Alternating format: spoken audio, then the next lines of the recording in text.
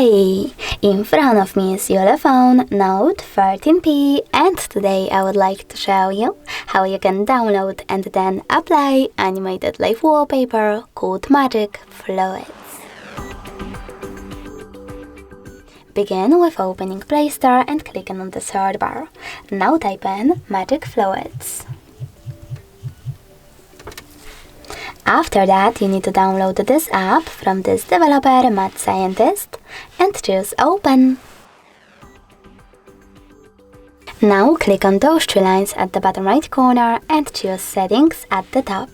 Following that, click on I accept in this pop-up and adjust all of those wallpaper settings however you wish to. When you're finished, click on the top right corner and bottom one again.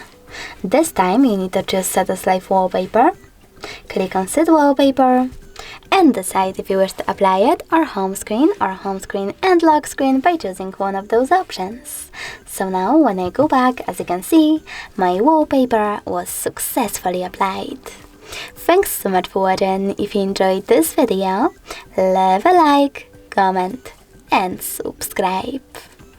Bye!